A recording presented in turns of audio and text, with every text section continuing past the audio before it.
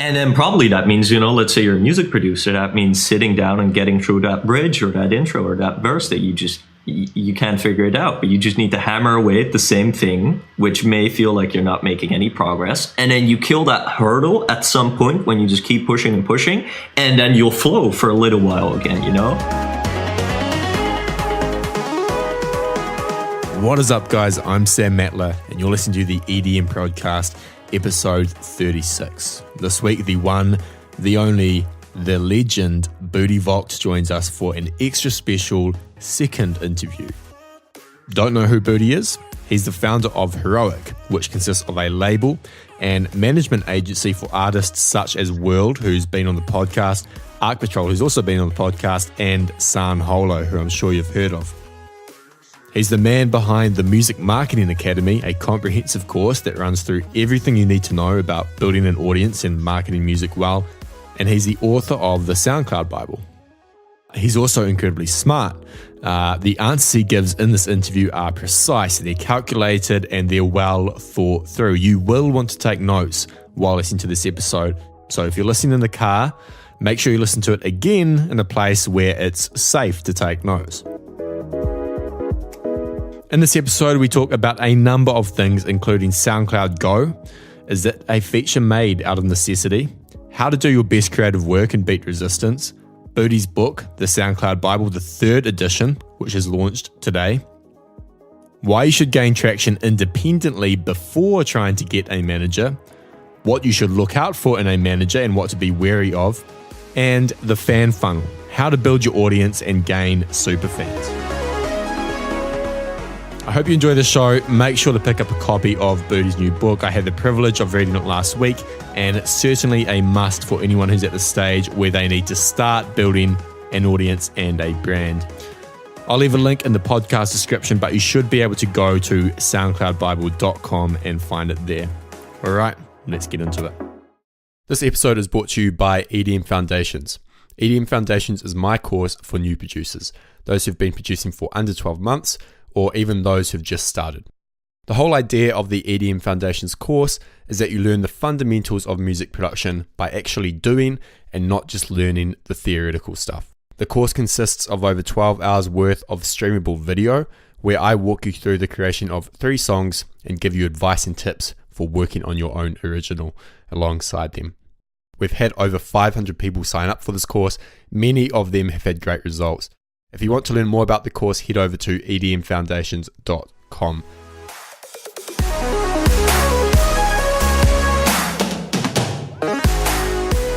Welcome back, everyone, to the EDM Podcast. Today I'm joined again by Budi Voogt. Budi, how's it going? Doing very well. Thank you for having me. You sent me an email, I think last year, around this time, maybe a month before. We got in touch. You told me about your book. And since then, we've become good friends. I've come to know you a little bit better. And that's one of the reasons why I really wanted to get you on the podcast again. Here's a fun fact. You were the first ever guest on the podcast. Oh, yeah? Yeah, episode 2. Episode 1 was with Levi, so it wasn't really a guest episode. And now you're back. I feel humbled. Claim to fame. Here's something that's popped up in the past few weeks. Orpheum. I'm sure you've heard of it. I haven't. You haven't heard of Orpheum? No. Oh, makes this interesting. Okay, so it's a new SoundCloud competitor, which has been getting a lot of press, and everybody's talking about it as a replacement for SoundCloud. And I think during the first episode we did together, episode 2, you talked about the future of SoundCloud. Do you think SoundCloud is under threat? Do you think a different platform could rise up and take its place? They are just adopting their business model to the point where this monetization becomes sustainable.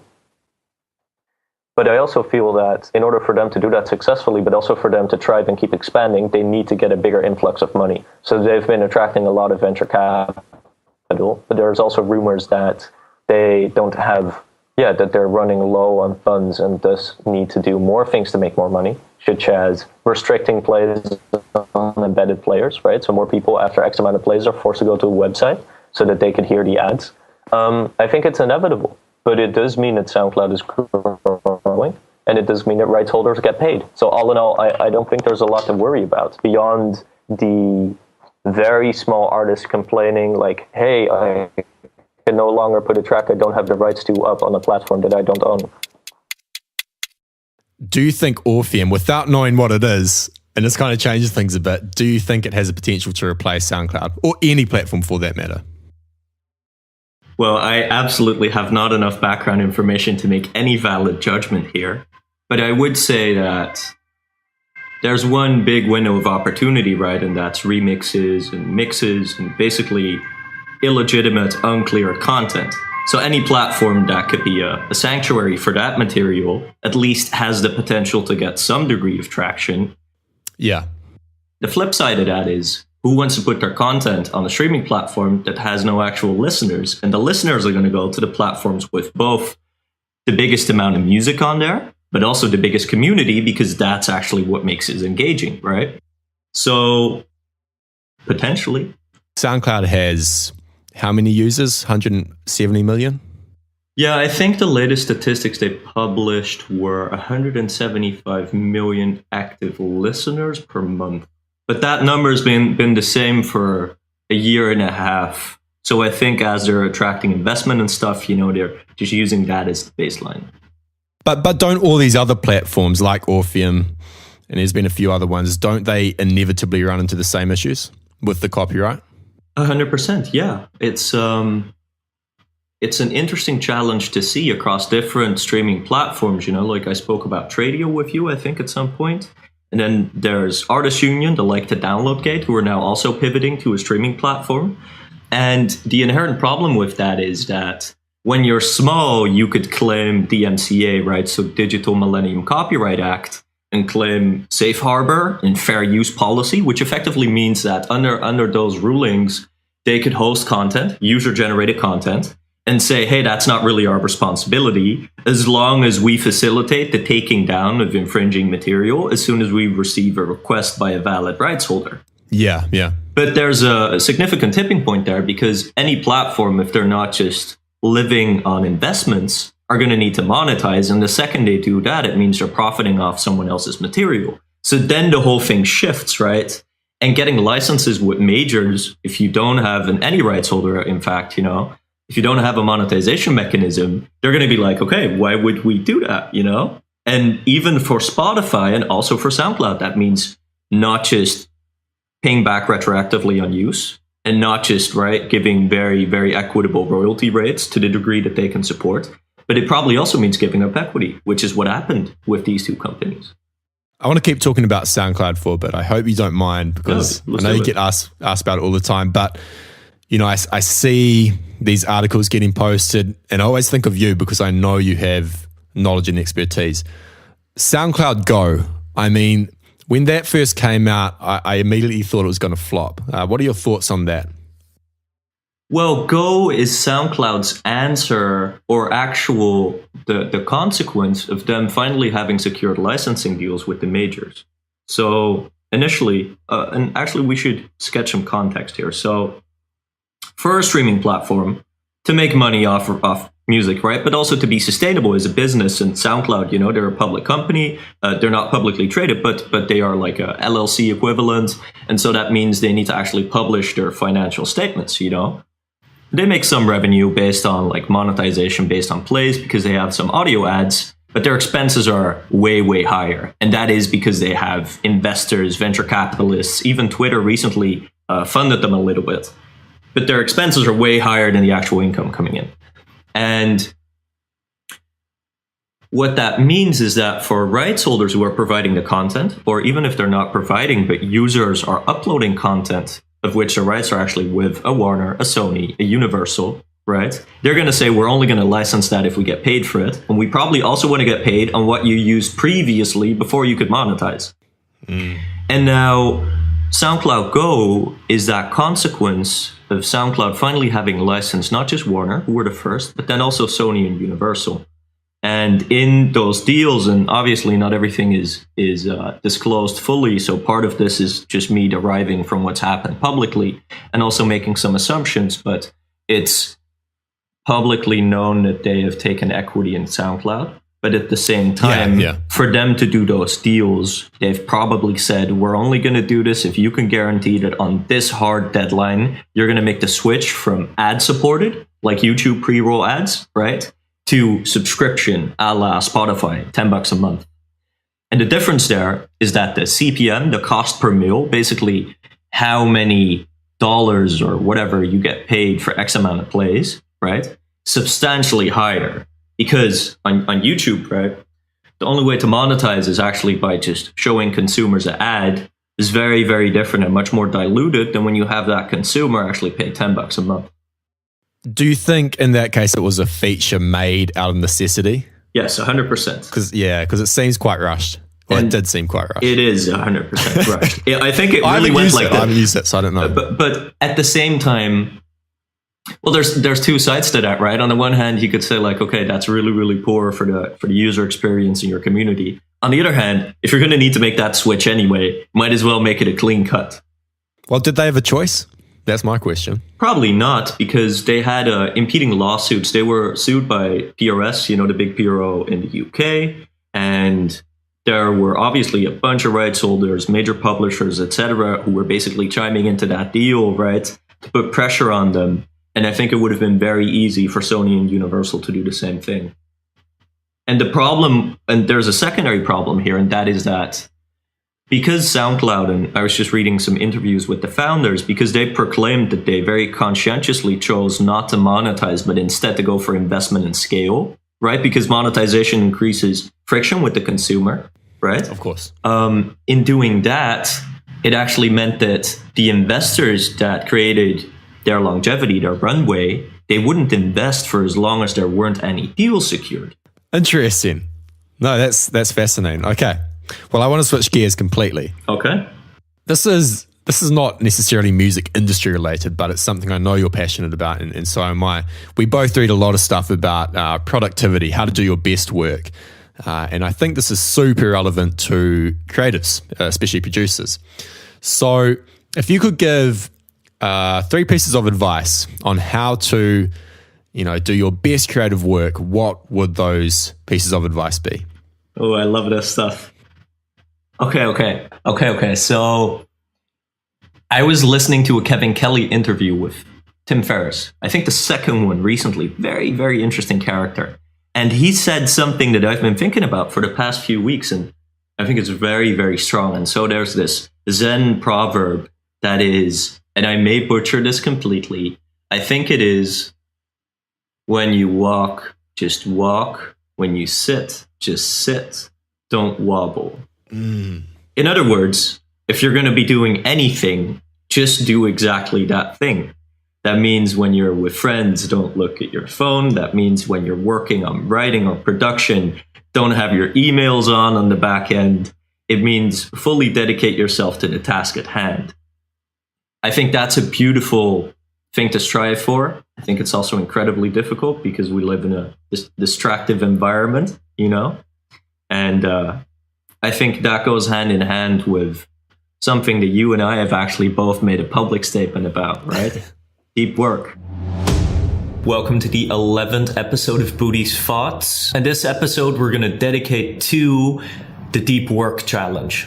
Yesterday I was talking to my friend Sam Matlin from EDMProd. And basically a while ago we'd both read Deep Work, and we made a commitment to each other that we would start tracking our deep work and then compare each other's performance so that we would have competition as a driver to actually do it and not just talk about doing it, but to really do it. And so a few weeks had passed, and then yesterday we're talking and we got talking about deep work again, and we're both like, yeah, we really want to do this. We haven't done it as much as we hope to. We set a quota for 4 hours a day, which turned out to be quite a lot, especially running a business, but a lot of it also is just lack of discipline instead of us not wanting or not being able to do it. In our conversation, we came up with the idea of what if we were able to publicly log the amount of deep work that we did. Deep work challenge, yeah. Yeah, and so deep work, for those who don't know, is basically a coin termed by Cal Newport, who is a very interesting character, and I think he's early 30s. He's a professor of computer technology, but at the same time has 2 or 3 New York Times bestselling books. One is So Good They Cannot Ignore You, and the other one is Deep Work, and I think there's a new one underway. And what he says, he says 2 things in those 2 books, and boils down to this, and sorry, Cal, I may butcher this again. But he basically says this, okay, so today we're in a knowledge economy. And to succeed in a knowledge economy, right? And basically that means it's the opposite of a, let's say, physical labor economy, you know? So Taylorism, back in the day, you were swinging pickaxes or, you know, that kind of thing. And so that means that for us, that mostly is sitting behind a computer, doing deep thinking, coding, writing, producing, project management, all those kind of things that really require just dedicated focus, thinking on the task at hand, and being creative within that direction. And what he also says is, okay, so the value of that kind of work is increasing, but at the same time, the context of the environment we live in, right? So iPhones, emails, pings, push notifications, all that jazz actually creates a bunch of distractions that make the one thing that's most valuable in today's economy harder to achieve. I think that's very interesting. Now, the other thing he says is this, is basically in So Good They Can't Ignore You, is that there's this generic advice of, okay, you need to do what you love and you're going to be successful. Follow your passion. Yeah. And then you and I know, and I adhere with Cal's thought here. I think it's a very good premise. And he says, but you're only going to enjoy doing what you're actually competent at or becoming competent at. And anything probably worth doing, you're not competent at from the get-go. Whether that's tennis, coding, writing, content marketing, growth hacking, artist management, all of that stuff. So his premise there is really, it's not about do what you love. It's about do a bunch of stuff, figure out what you like doing the most, then do a lot of that. And then you get this reinforcing cycle where as you become more competent, you achieve more wins, which then reinforces both your confidence, but also gives you a feeling of, hey, I love doing this, meaning you're going to put in more hours. And so that cycle repeats. And if you then take that to the other book, right? So Deep Work, he basically says to become very good at a particular thing, if it's a knowledge work in a knowledge work environment, you need to do focused, undistracted work with longer spans of time, let's say 2, 3, 4 hours, and do it in a way that we call deliberate practice. So basically, it's not just, okay, I'm going to churn out a simplistic blog post with some SEO keywords in there. No, it's like you need to push your boundaries in your deep work so that then you expand basically your circle of competence, but also at the same time just get more comfortable with expanding that all the time. Because otherwise, right, if you repeat the same thing over and over when it's very simple, you don't per se learn. Yeah, it's like some people practice the same exact thing for 10 years and never get any better. Exactly. I like that, and it is hard. I mean, that's the most common thing I've heard from people, you know. I say this, sit down. If you've got creative block, writer's block, here's why you've probably got it. It's because you're sitting there, you've got Facebook open on the other screen, your phone's going off, vibrating all the time. Mm-hmm. If you sit down for 2 hours and you just force yourself to try to make something, even if you just sit there and do nothing, mm-hmm. You will eventually break through it. But it's hard. But it's also satisfying. Yes. You know? So satisfying. The resistance. Oh, yeah. And when you beat that, I mean, it's the best feeling in the world. For sure.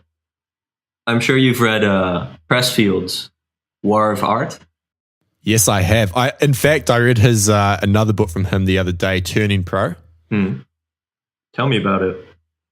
Dude, you have to read it. It's like the War of Art. It's just as good. But he just talks about being a professional and how like a lot of people aren't following. You know, he gets pretty spiritual because he's Stephen Pressfield, like he does in the War of Art. But, you know, people aren't following their calling. And the calling is something that the way he talks is quite cynical, you know, the way he writes. It's like, as an artist, as a creative person, you're scared to sit down and create. Like, that's why you don't do it, because you're scared of being judged, of being critiqued. Mm-hmm. But you just got to fight against that. You got to sit down, and every day, I forgot what book it is, but he said like his daily goal is just to beat resistance. He gets in, he writes for 4 hours, and even if it sucks, like even if the work sucks, he's succeeded for the day, which I love. I just love that. 100%. And I'm not sure if you agree with this, but for me, or at least this was my experience when I read War of Art, and he so clarified the concept of resistance, then just having that concept in my mind actually made it much easier for me to identify it and then know that when it occurred that I need to push through. Yes. And so what we mean with that is so resistance, right? You're trying to do something, and something I'm noticing is the more daunting the task, and that probably means the more important the task, the more it's going to feel like, oh my God, I need to do this thing. I'm going to postpone it. You're going to do a bunch of other things that feel more rewarding short term, but really aren't more important. And then probably that means, let's say you're a music producer, that means sitting down and getting through that bridge or that intro or that verse that you can't figure it out, but you just need to hammer away at the same thing, which may feel like you're not making any progress. And then you kill that hurdle at some point when you just keep pushing and pushing, and then you'll flow for a little while again, Exactly. I have to say, I can't remember the quote exactly, but in Turning Pro, he says, a bad day in the grand scheme of things, like a whole lifetime of creative work, one single bad day is nothing. Like it doesn't even matter.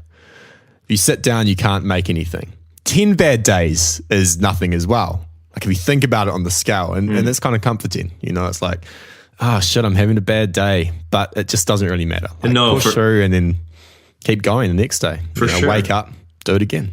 And then when you think about those guys, I think you were sending me, you actually sent me this masterclass session by, what's the writer called again? I think it's James Patterson. Oh yeah, he's an incredible detective writer, right? But his output is absurd, and so I've heard some speculations he has some ghostwriters. But even if he does, and he's building a franchise, right? Let's say if you write 20 published books in your lifetime of 500 pages, that by itself, irrespective of quality, is already an achievement. So then when you think about people like that, of course they're also facing writer's block and resistance and all that stuff. But the fact that they got the product out simply meant they persevered, and also that they were willing to just say, I don't care what people think, like whatever, I'll just, and I'll just let it come. And even if they care, they're ballsy enough to at least put it out. What are your thoughts on this whole notion of process over product or end result? Because this kind of goes hand in hand with all this advice, and that is what people say, or these experts, they say if you focus on the end goal or the end product too much, you will feel pressure, you will encounter more resistance than you would otherwise. And instead what you should do is just focus on the process. So if you're writing a book, 10 pages a day, maybe not 10 pages a day, maybe like 5 pages a day, instead of saying, oh, I need to finish this book, it's going to take so long. I mean, do you think that's good advice? I think it's difficult advice because there's two sides to it, right? On the one hand, so I just finished the third edition, right? Soundcloud Bible.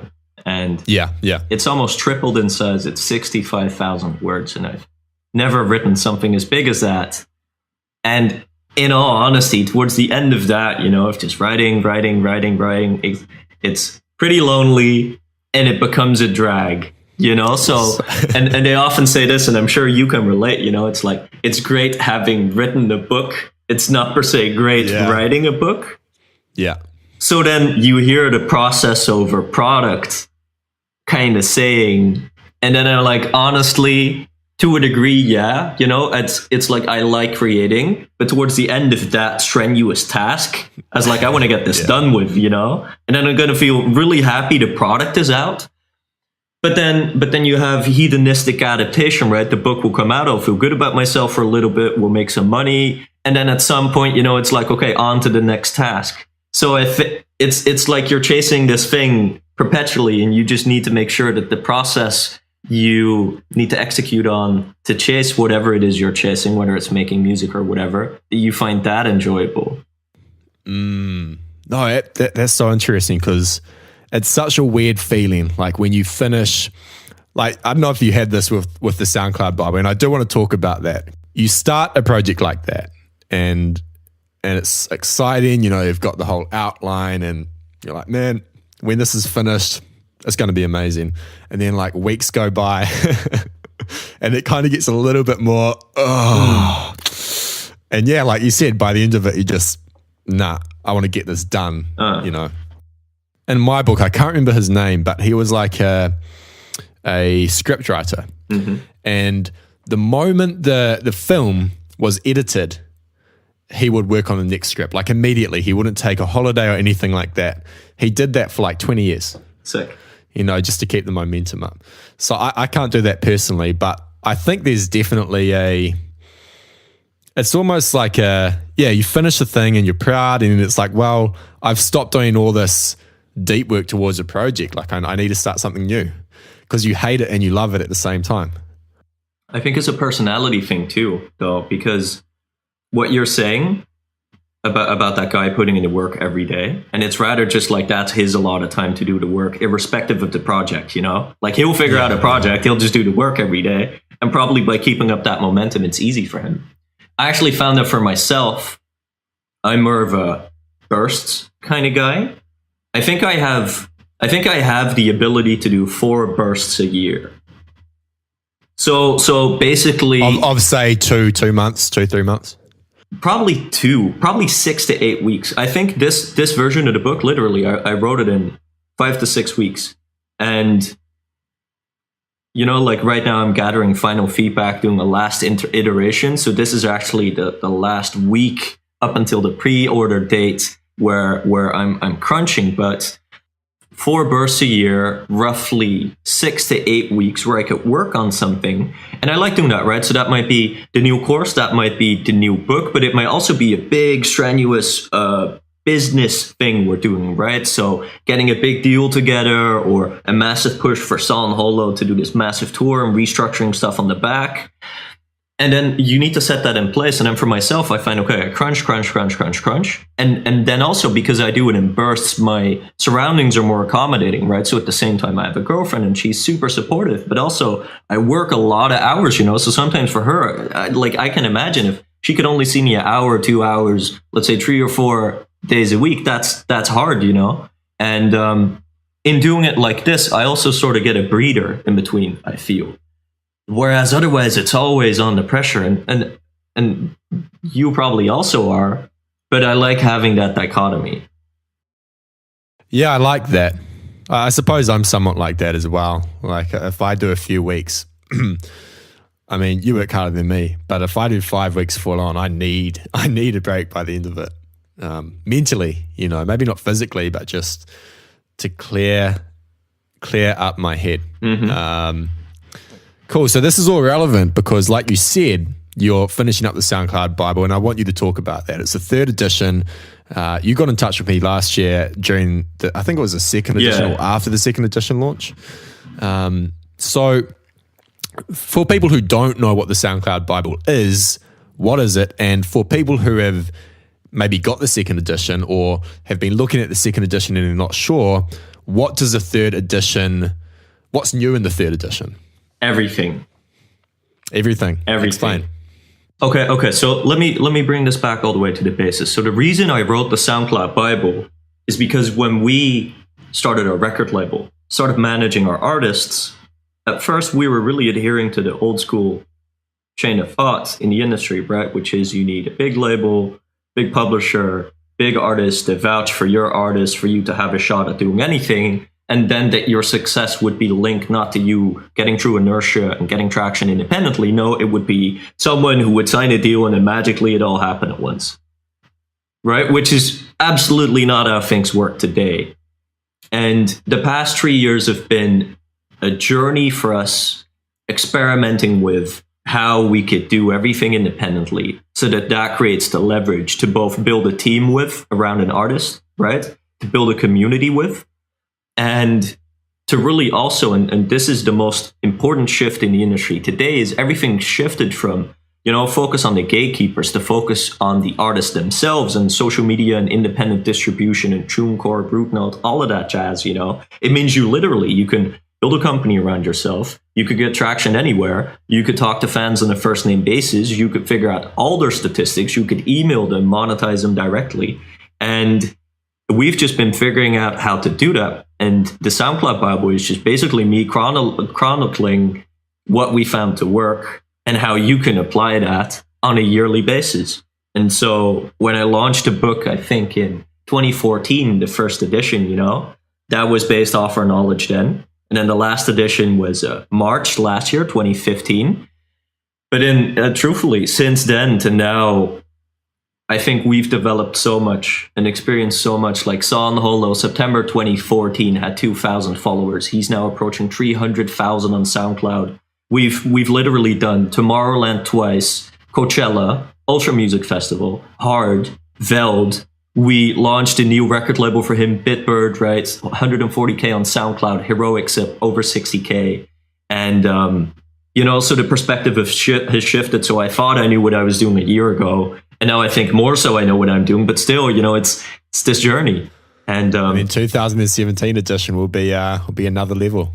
We hope so, yeah.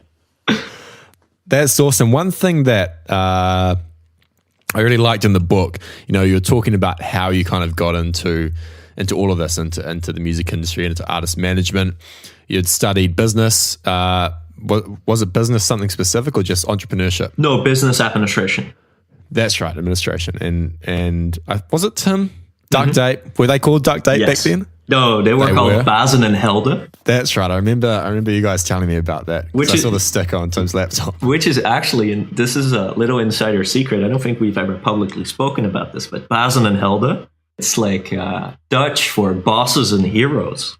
That's right. And that was the seed that then led to me starting an agency with my old partner called Heroes Management. And then we split ways, but then I consolidated what was left of the agency into what Tim and I started and became Heroic.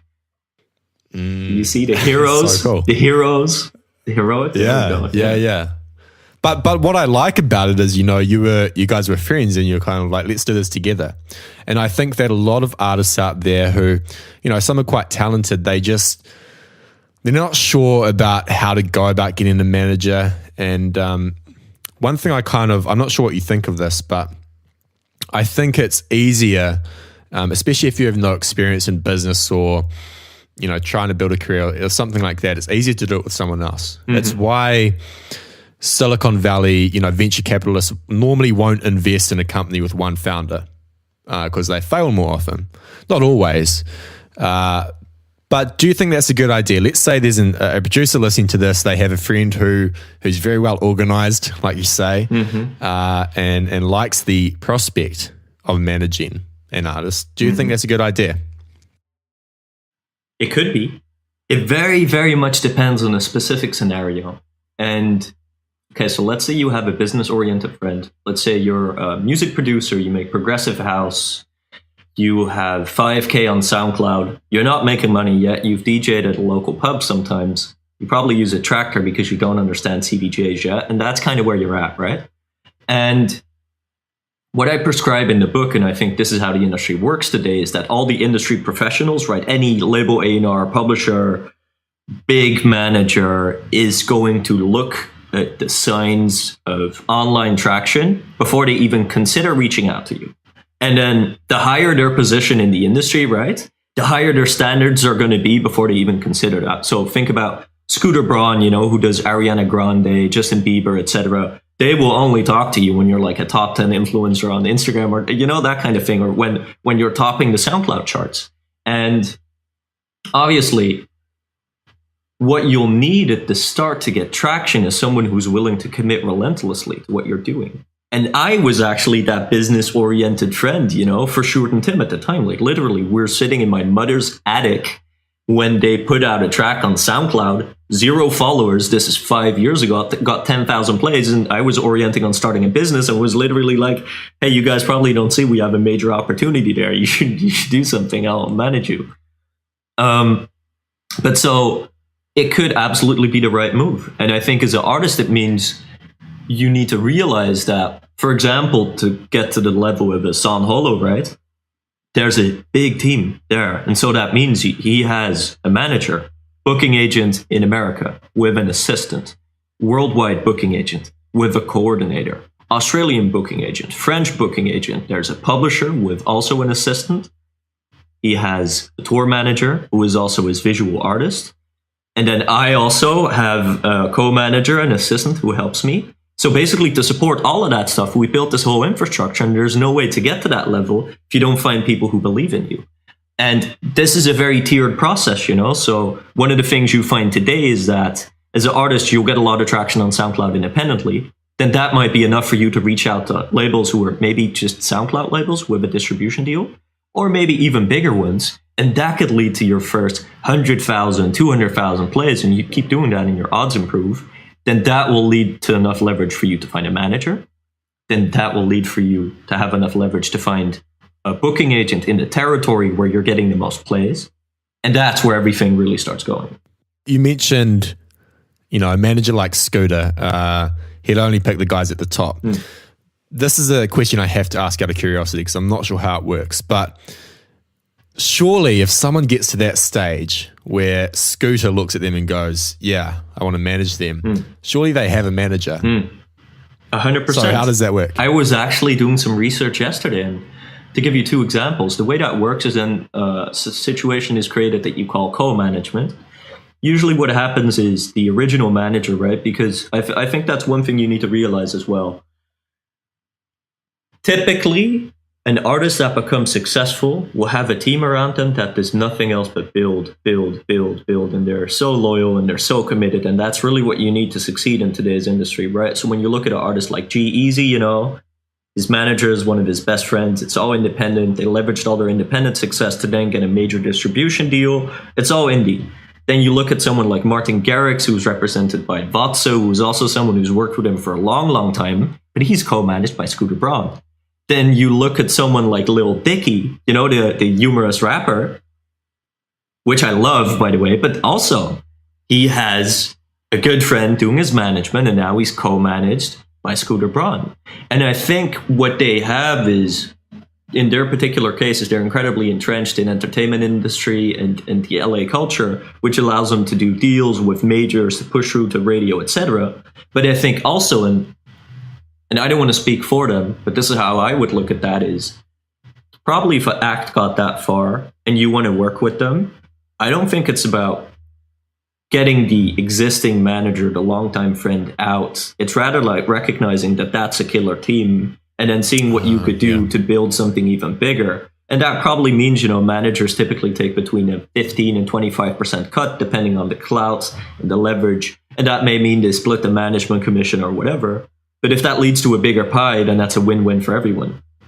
So it's kind of like how, to use a business analogy, you know, let's say someone who's a new entrepreneur builds a company and then they bring someone else in to be the organization or maybe even CEO, because that person has 20, 30 years of experience and this person knows that they can't take it to that next level without someone with those kind of resources, connections, experience. 100%. Awesome. However, like, given all this, there are some, what word should I use? Cutthroat, maybe exploitative managers out there. This is the music industry. Mm-hmm. I'm pretty sure you aren't one of them, right? I hope so. No, I'm kidding. I hope so. I tried to tell myself I'm not. I think my artists think so too. So no, you're good. But let's say there's a talented artist listening to this and they're starting to gain traction. They're starting to get approached by people wanting to, you know, take them to the top. Mm-hmm. What should that person be wary of? Are there any?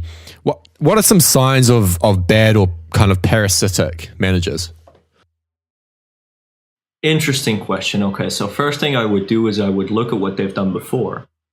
And let's say it's your business-oriented friend, right? Then probably there's no track record. So in that case, you probably want to work on a 1 to 2 year deal with a commission. If it's your best friend, right, with no track record, that's probably 15% off gross profit. So if you're touring, for example, you know, then that would not be off the gross. It would actually have travel costs and hospitality deducted, right? Because otherwise you may break even, whereas the manager makes money. And I don't feel like that's a fair deal. No. When it's established managers in a scenario like this, look at what they've done before. I think also you need to have them show what they can do for you before you commit to a deal. And I'll give you an example, and I obviously can't be too specific here, but we just signed an act called Drulu for management. And they are incredible. There are two guys from the Netherlands, one producer, one visual artist. And so producer is such great production. Percussion is so good. It's like the best you've ever heard. And then Heino does the visuals, he does 3D rendering stuff. He does post-production, like on the side, he's working on the Under Armour job, that kind of thing. Wow. And he's really, really good. And so they're an act that really kicked off on Bitbird, which is the label we're running with San Holo. And we're going to build them out to be the first support act for San, so San is touring massively right now. And we're going to bring them and start doing Bitbird nights and that kind of thing. And so to them, and this is how we operate, right, is we just start operating as if we're their managers whilst we're negotiating the deal. And then logically, a lot of stuff will happen. And the fact that their first record popped, it's, I think, 1.8 million on SoundCloud now, 1.5 million on Spotify. We got a sync deal with So You Think You Can Dance. And that's even before we got started, And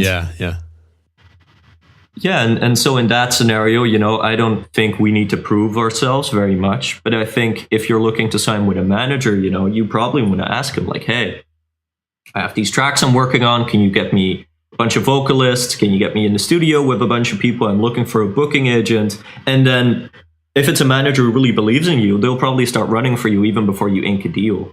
And American style management, right? Maybe gentleman's agreement, you don't sign a contract. I would 100% urge you to sign a contract, because a manager is going to be way too close to your financials not to have a deal in place. Yeah.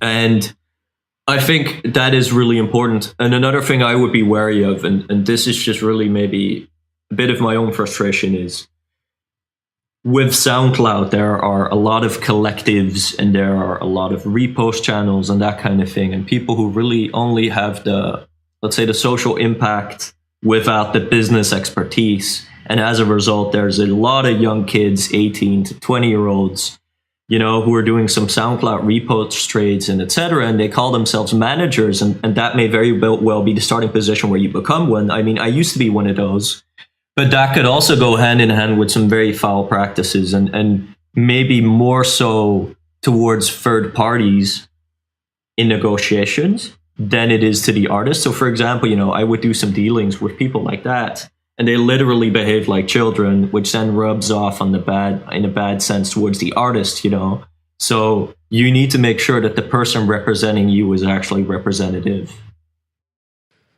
No, that makes a ton of sense. I think that's great advice. Switching gears for a little bit, one concept you talk about in your book, the SoundCloud Bible, is this concept called the fan funnel.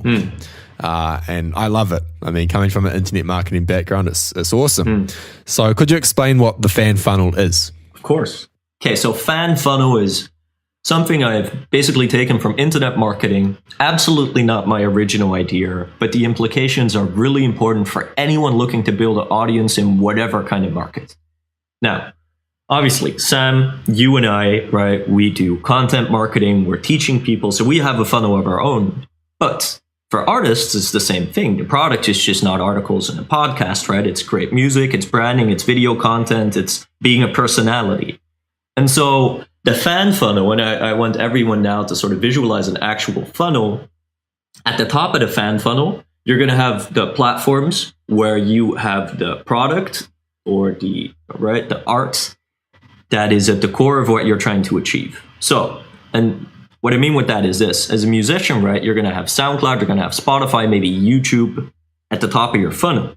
The reason why I say that is you don't have Facebook at the top of your funnel because, sure, maybe you're going to post a funny picture or do a video in the studio or like an image of a cat, and that might be shared and then people may like it. But it's not as if you're going to acquire new fans for your music through doing that. Mm-hmm. But your music, behind the scenes footage, etc., that will, right? So at the top of your funnel, imagine SoundCloud, Spotify, YouTube. And then if you put up a track on SoundCloud, and then part of your audience is already going to follow you on SoundCloud. They may listen to it, like it, but then a bunch of people may repost it and it will be exposed to new people and they may like it too. And now a portion of those people may like it so much that they then follow you on SoundCloud and go one deeper, right? They may then click through to your Insta or through your Facebook or through your Twitter, trying to learn more about you. That's when you get one tier deeper into the funnel. And so that's where you have the more, let's say, community-centric, and I mean that in a social sense, social media platforms. So a Facebook, a Twitter, a Insta, a Snap. And what you can do here is you have an interesting content mix, so that may be showing different sides of your personality, of your project, what your life's like, what your vision is, what kind of art you like. That even goes as far as in the clothing that you wear, which should be aligned with the rest of your brand. And then if you're taking selfie videos on Snapchat, then that's a representation of yourself as an artist. And if you have an interesting content mix, that means you don't put up the same stuff on Facebook as you do on Twitter, as you do on Snapchat, because then why would they follow you on two platforms? But then that means you create this journey for fans, right? Where they listen to your music, they give you permission to market to them more by following you. They go one deeper, to check you out on Facebook. They might like you, then go back to your Snap and follow you there. Next day you hit them with a really cool story. And then that may mean they go back to your SoundCloud, listen to more music. And from that point, they go from being a follower into being a real fan, aka a super fan. And when they're super fans, right, and that's really deep down the funnel, and that conversion is probably going to be 2.5%, 5% off all the followers you have that you acquire, maybe less even. But they are the people who you could actually maneuver to do things, right? So that means have them favorite your new playlist on Spotify, have them buy your new merchandise, have them buy tickets for your show before it happens, right? People who really care passionately about your stuff and who are going to tell their friends about what you're doing. And the underlying concept here is basically permission marketing, which is a Seth Godin term. What he says is when someone plays your music right on SoundCloud and they follow you, that follow is a window. It's basically them giving you permission to then market to them more, show them more music, prove to them how awesome you are. And then by doing that, some of them are actually inherently going to reward you for that. And then that may be non-financial, comments, likes, reposts, etc. Then a portion of that may be financial, depending on also, and this is a part of the funnel I don't even talk about in a book, and that's like, well, I do to a degree, but how do you put your monetization funnel in place? Yeah. And that is merch, you could do direct to garments. So basically put up a tab on your website where you make t-shirts, but then you don't have to actually buy them in bulk. They just make them as soon as the order comes in. Yeah. Like Printful. Yes, 100%. And get your music up via distribution stores, Root Note, TuneCore, Symphonic, and make sure it's on Spotify. People could follow and favorite there. You could run pre-orders, that kind of thing. And I think that's all very important.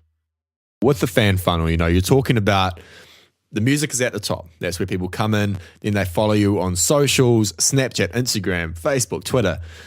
Now, we were talking a while back and we both came to the conclusion that trying to use all social media platforms, at least as a business or personal brand, is unwise. Diluted attention, they're not all necessary.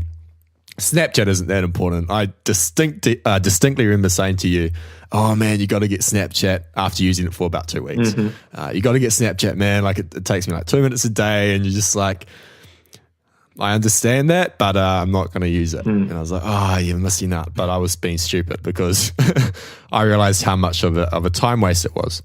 So guys like Seth Godin, Cal Newport, who we talked about, they talk about the pitfalls of trying to be everywhere. When it comes to electronic music, the assumption is that artists should be on all platforms, otherwise they won't survive. Do you think that's true? No, I think it's not. And I think the choice is dependent on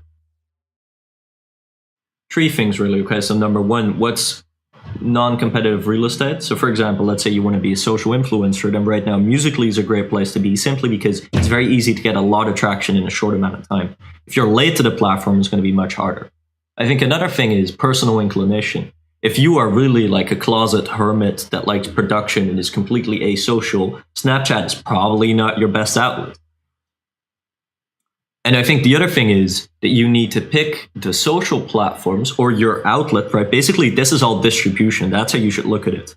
You need to pick distribution that best aligns with your core product. So for example, Seth Godin, he's very straightforward about it. He just says, I write books, I blog every day. And what that means is he has a shitty website, he sends an email every day, a newsletter.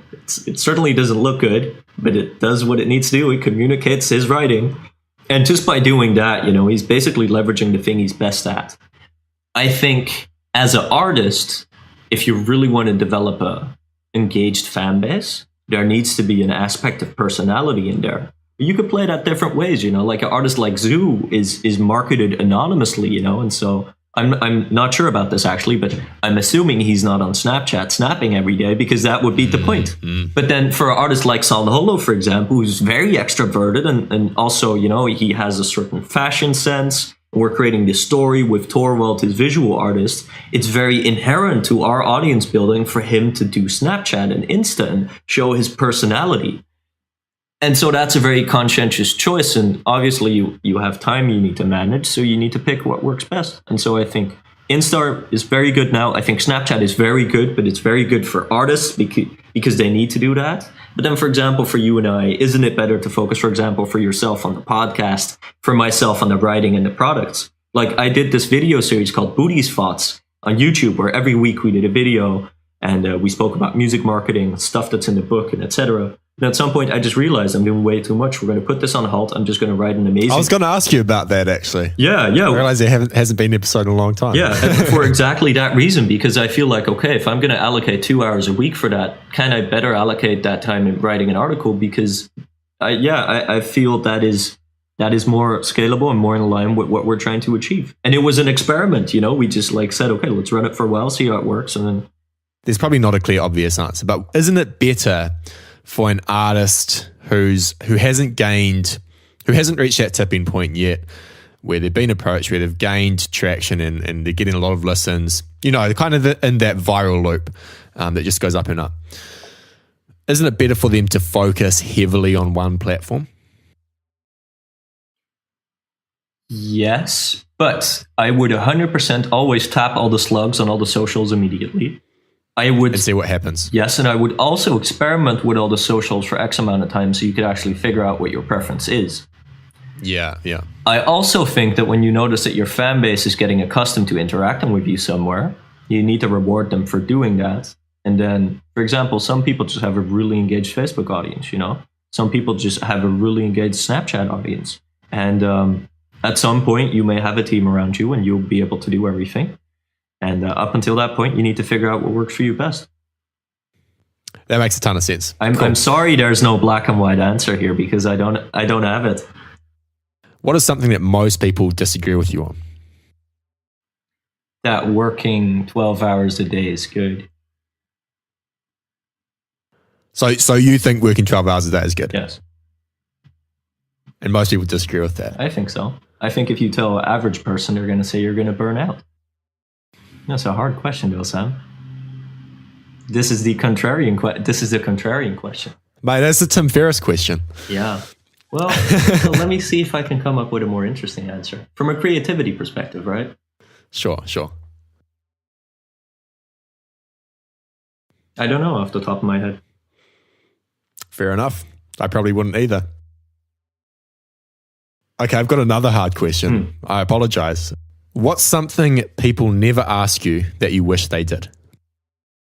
Well, I think a lot of people ask questions related to what's working for us, right? Why did Sound do well? Why is SoundCloud working well? How did the book happen? That kind of thing. I think very few people ask me what's not working. What are you sucking at right now? What's your big... Budi, what are you sucking at right now? Doing way too many things at once? Yeah. No, 100%. I think there's sort of a survivor bias. I think there's a sort of survivor bias, right? Where it's like you focus on the things that are working out, but maybe what's more important is figuring out the things that aren't. No, you're right. In fact, I was reading through the third edition of your book, and I didn't know this, but you guys tried making a download. Well, you made a download gate called Unlock This, and then you decided to can it. Oh yeah, that was such a bad idea. Yeah. Okay. So for people to get some context on this, so we started a like to download kit called Unlock This, and this is basically before Hive and Artist Union started. So there were two platforms that were the evolution of having a custom tab on your Facebook page where you wrote some HTML script, with you have like a href with an image insert, and then that would go to like a Dropbox zip of an MP3. Now, there was an evolution from that allowed you to like it, I think, Facebook and Twitter follow. But so we were just thinking, okay, this all sucks. There must be a much better user experience. You could probably hack around using the SoundCloud API to do a repost trade. And we paired up with a bunch of developers in LA, and we invested a bunch of money. And literally it was myself and Tim, and we had Giannis, or had a music in there. San Holo was also in it. And I was basically like leading a tech company on the side, and we built this to the point where it was on the side. Yeah, which is ridiculous, And I don't know. I think we could have actually, if that were a singular thing, done a great job at growing that. I think we could have competed or outperformed Hive or Artist Union, even though I still think their products are great. But simply because we came in from such a user standpoint, right? That it was really scratching our own itch to the maximum. But I feel with all of those things, it's so diluting of focus. And I think this was really the biggest lesson for us in, okay, we got to kill our darlings. This is too much. Let's just call it quits. Forget the sunk cost. The fact that we've invested a lot in this up until now doesn't mean we still need to do that going forward. That's just stupid money then, And that's where you made that call. Everybody is prone to doing that, to taking on too much. And I can't remember what it was, but there's I think it was just like a mental model, and it was on productivity, and it's like, I can't remember, but it was basically saying, focus on like one thing. That's how you be productive. Like, forget all this other stuff, Pomodoro method, work 25 minutes. Like, those things help, but they're like 1% little tweaks. Like, if you have a massive task list and all this diluted stuff, you're just not going to be productive. You're not going to get stuff done. I think for artists, that might mean trying to come up with a logo, like graphic design, trying to like learn how to do this specific music thing and work on an original, a remix, an EP at the same time. It eventually becomes too much. I do feel this is difficult though, because we've all heard the focus on one thing, and the whole plethora. Easier said than done. Well, yeah, and the whole plethora of business and self-development books, which essentially preach the same thing in just different formats, right? Yeah. We've talked about this. 100%. And so, I don't know, something that works for me though is, and I still suck at this, obviously, right? Because I'm managing artists and running a label and running San Holo's label and a bunch of other stuff, and I'm writing this book. But in making these decisions, I think focusing on one thing is very hard. But the way I justify doing these different projects we are now, right, is because we clarified, or I clarified also for myself, but we also did this as a collective. We clarified the vision. And then once you know what the end goal is, you can ask yourself, is what I'm about to do going to get me closer to where I want to be? Because it's very easy to see shiny opportunities. For example, yesterday, and this was just me hypothesizing, right? And it's not something I'm acting upon, but I'm checking out this app, Musically, and it's ridiculous. You could go to the leaderboards there, and you have 13 to 16-year-olds with audiences of 7 million people just on Musically. Then you check out their Instagram, and they're rocking 2 million followers on Instagram, and these fucking kids, and sorry for cursing, but they have a business email, and I'm just thinking, this is untapped real estate. I dare bet out of the top 25, you're going to have 5 future stars, whether on television or pop or whatever. So how easy would it be to reach out and get into that space and be like, hey, I want to represent you from a management perspective? But this is just another shiny, distracting object. It doesn't help us get closer to the vision that we have of empowering artists and integrating the artist journey in the music industry, and building these pillars for education, for the record label, for management, and then getting these divisions out. And that's really the goal for the next 5 years. And anything that doesn't adhere to that just needs to be cut. I love that. I think that's a better way of looking at it, because I think Ryan Holiday said this, but it was in an interview. So for people who don't know, he's an author. He also runs like a marketing agency or something like that. Yeah, brass check. But he said, he said, I don't understand how people they're just authors. Like, I just can't understand that. How can you sit for the whole day and write? You can't. He said he writes for 2 hours, and then after that, he's just done for the day. And then after that, he works on his business stuff. And I like that. I think, to some extent, you can't just focus on one thing purely because if we think about deep work, deliberate practice, once you hit that 4-hour point, most people can't go beyond that.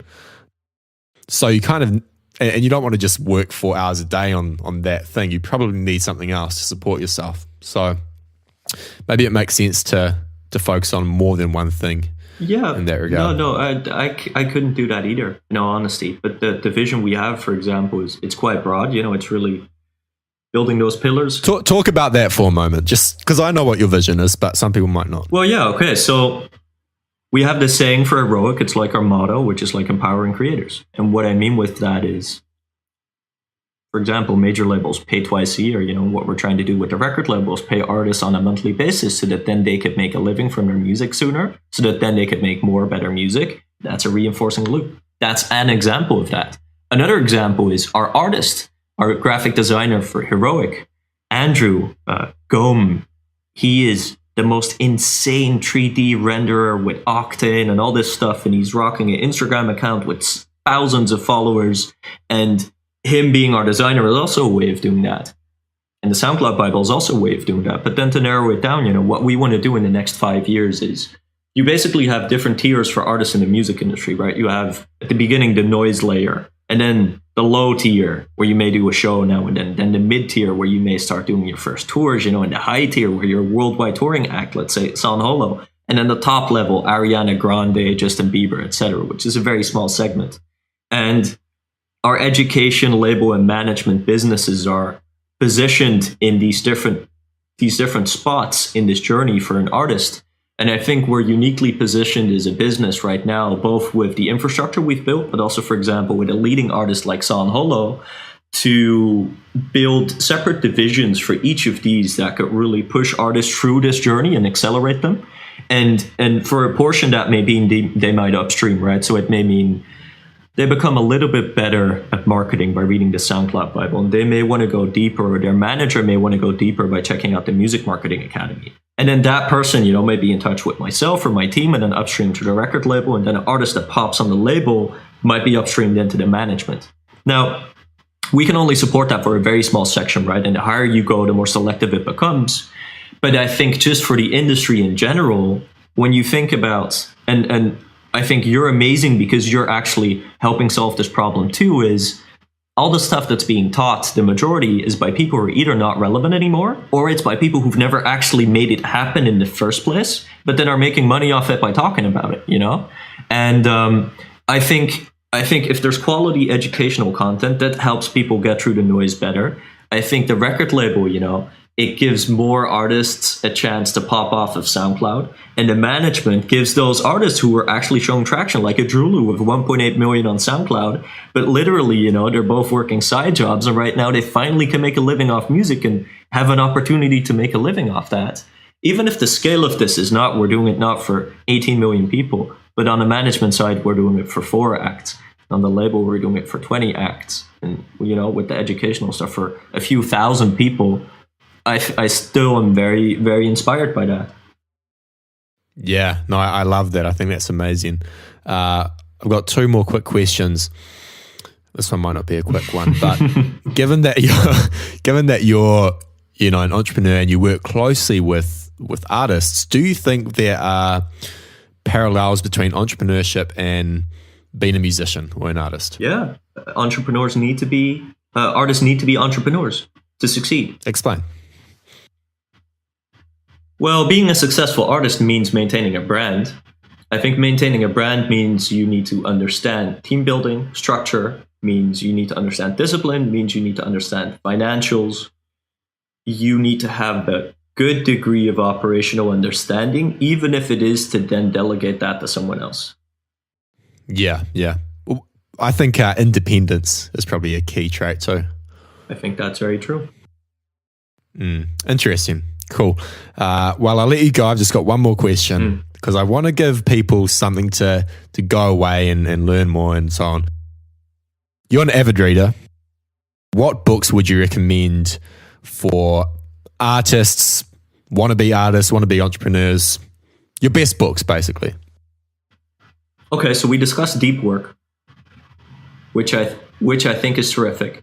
I think people should read Marcus Aurelius' Meditations, and not because it's a very exciting read, but if you read that, you need to remember that this is the most powerful man in the world, writing this stuff while he's majority of the time away on a battle somewhere, sitting in a tent, taking the time to actually write down the stuff, and then writing the most unselfish, most reflective material there is. And then when you've read that, just keep thinking, whatever you do, just remind yourself that there was this one guy with way, way more weight on his shoulder that was actually to see things truly for what they are. His quote on, I have to interrupt, his quote on like lying in bed, you know that one? Where he's kind of like, I'd bring it up, but it's quite long. He's talking to himself and he's like, why aren't you getting out of bed? Why are you lying in bed? The animals don't just like lie there and do nothing. Why should a human? He's but it's cold out. And he's like, all that kind of stuff. I got to be honest, man, meditations is like, sits in my toilet, like not in the toilet, but like I read it while I'm on the toilet. It's awesome. Like I come away and I'm super inspired. So I would actually recommend people do that if they buy the book. Definitely. I think those philosophical books are very good as an exercise, not per se to become a deeply spiritual person, but because it forces you to reflect on your own life, but also just the world in general. Yeah. I think in terms of music related stuff, a book I read recently was The Song Machine, which talks about Dr. Luke, Max Martin. I think it's very interesting to get a perspective of pop industry and hit songs. Yeah. So you may want to check that out. And one of the things I found very inspiring to light the entrepreneurial fire was actually the 4-hour work week. And we all know that, obviously. But if you haven't read it, I urge you to check it out simply because it's an eye-opener from a perspective of there's opportunity everywhere. And you just need to make what people want to have. And that also applies to music. That doesn't mean selling out, but it means you need to make what people want to have. Of course. It also doesn't mean working 4 hours a week. No. Which is what a lot of people get hung up on. Oh, yeah, absolutely. That's it. Are you working 4 hours a week, Budi, after reading that? Well, right now I'm working 14 hours a day. There we go. Hey, man, thanks heaps for coming on. Really appreciate it. Thank you for having me, man. It's always a blast.